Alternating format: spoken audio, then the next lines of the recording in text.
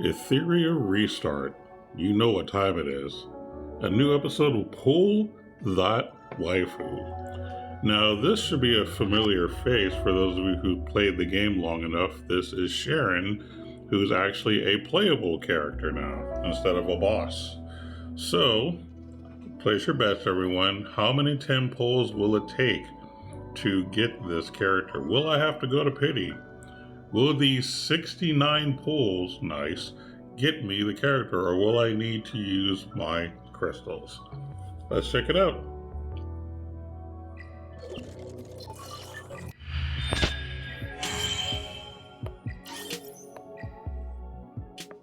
Here comes number 2.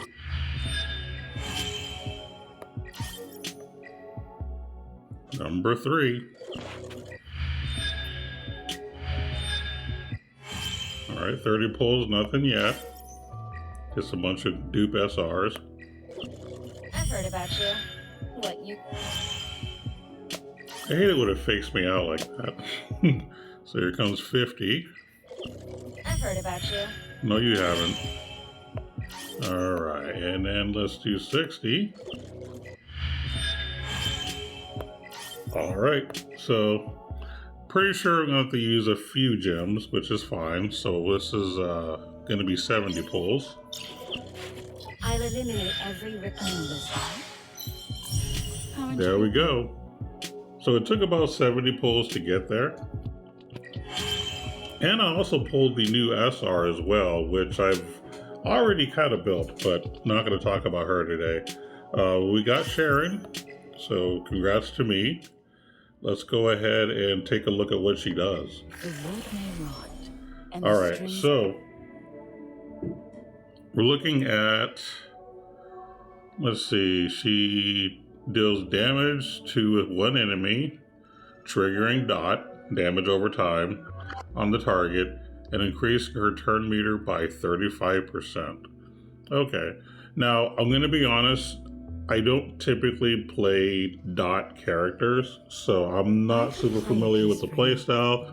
I don't know how good it is, but, you know, let's take a look. But basically what the dot does is they take indirect true damage equal to 4% of max HP at the start of the turn. So it looks like she's going to be an HP scaling character, is what it looks like.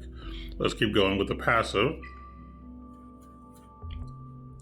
So, after she takes an action, deals 270% damage to all enemies, with a chance to convert one buff on the target into one stack of a 2-turn dot. If the target has no convertible buffs, has a chance to inflict 2 stacks of 2-turn dot.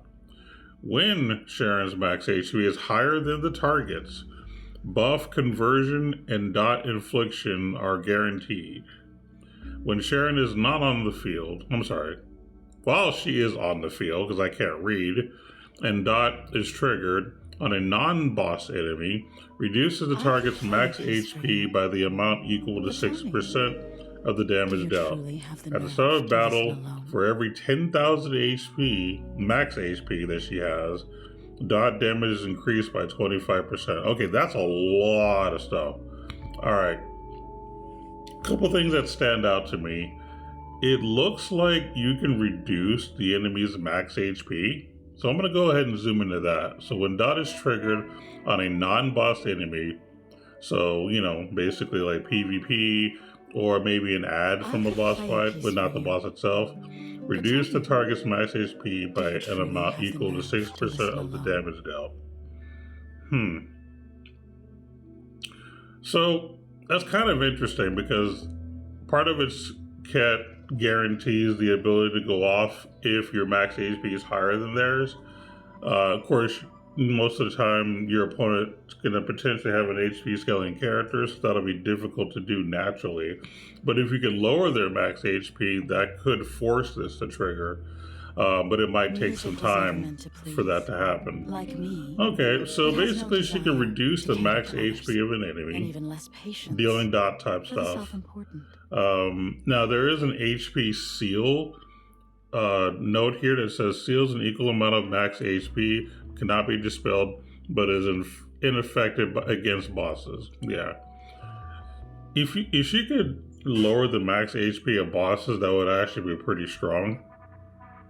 I have to say it's kind of unfortunate that this is ineffective against bosses, but I oh can well. play a piece for you. Let's look at the third skill. Do you So, truly have the nerve to listen she deals alone? 3 hits of damage to all enemies.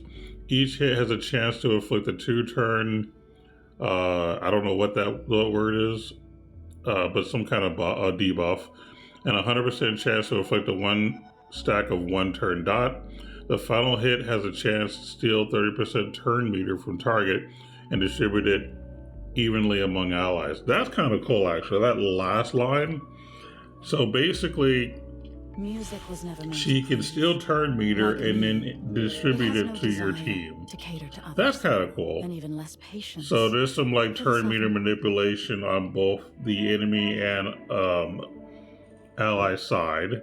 You're basically stealing it, so to speak. So that's kind of cool. I think that makes her pretty decent. All right, let's see what this debuff does. Negates all purification and debuff transfer effects for 1 skill. Upon successful negation, consume 1 stack of whatever that word is. Music was never This meant to effect please. cannot stack, and its Like duration me, cannot be It has no changed. desire to Okay, cater to that's others. And interesting. even less patience. For the So as far as self-improvement. building her, if you're interested, I would probably recommend going the HP route. You might think effect hit might be good, but if your HP is high enough, I think you can be good enough to not worry about effect hit rate. So I'm going to say HP, and I shouldn't have to say this, but just about every character wants speed to some degree, which is why I don't mention it very often unless the character is actually like a speed-based character. But HP is definitely a main stat that you want to make sure is as high as it can be to up your chances of making the debuff happen and making the debuff be more effective. Or I should say making your dot damage more effective. Am I excited about her? Kind of iffy. Like, her design is okay, but it's nothing that gets me excited. This is one of my least favorite designs. I think she's alright, but I don't know. As far as usability, again, a lot of her stuff is not really that effective on bosses, so you're not going to be able to lower their max HP. As far as like PvP, I'm not even sure how good she will be. I think the fact that she can steal some turn meter makes her good, but you're going to want to put a lot of speed on her if that's the case, because you're going to want her to go first to kind of steal some turn meter and make everybody else go before your opponent can. So you may have to like have a different build. You may not be able to focus completely on HP if that's the case. You may have to put a little more effort on speed. But that's, I think, a PvP thing in general where you're going to have to focus a lot on speed. So I guess that doesn't really mean anything. But from a PvE standpoint, she can be fun. Like, you know, I think if you're looking for a character that can support your team by giving them a little bit of turn meter at the beginning so everyone can go first and be able to do some damage without having to focus on like crits and stuff like that, I'm going to assume this could be for you. I'm assuming, and I don't know for sure, but I don't think dots crit. I have no idea. I've never played a dot character, so I don't know exactly how it works. But my assumption is you cannot crit on a dot. So if that's true, then I wouldn't worry about crit rate or crit damage. I think you can honestly just focus on HP and speed and you're pretty much good to go. Again, I really don't think you need effect hit rate, but I might be wrong. So if you're questioning if you need effect hit rate, I wouldn't make it a main stat. I would probably make it like one of your substats. And, you know, hope you get enough numbers to change these numbers from 75% to 100%. But I honestly don't think it's necessary, but again, I could be wrong. You know, a lot of times I'm just reading this stuff, but I don't really know what I'm talking about half the time. So just, you know, do your own research and test And, you know, if you notice consistency without effect hit rate, then yeah, just focus on HP and make her as fast as possible. And that might be good enough. This might be a very, very simple build. Speaking of build, am I going to build her? Probably.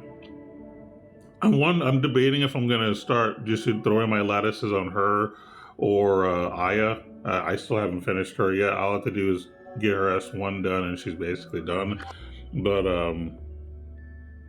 I don't know. I'm kind of debating, do I want to really focus on this girl or finish the girl I'm already been working on? It's kind of a choice that I don't know yet. But yeah, that's kind of Sharon. Let's take a look at the current events. Now, I'm going to say that this side event here, as far as I can tell, is nothing special. So basically, I did this one time where you smash it to get like a little envelope and then it gives you a bunch of Etheria coins. It gave me like 500k. Now that sounds like a lot, but I got 360 million. So I'm like, all right. So honestly, this is kind of a nothing event to me because I've got plenty of Etheria coin. This doesn't really do anything to help my account. As far as our normal events, our rotating events here, we do have Cage Rumble, which is one of my favorite events, so I'm happy we have this. At least we have one good event. And then, of course, we have some other BS event that's not important, the blackjack thing. I don't care. I haven't even participated yet. I might eventually get into it just to get some freebie rewards, but to be perfectly honest, this is a throwaway event. I don't give a shit. So yeah, basically this week, Cage Rumble is all you got, and Sharon. That's more or less it. But yeah, that's going to be all for today's video. We'll see you next time. Later.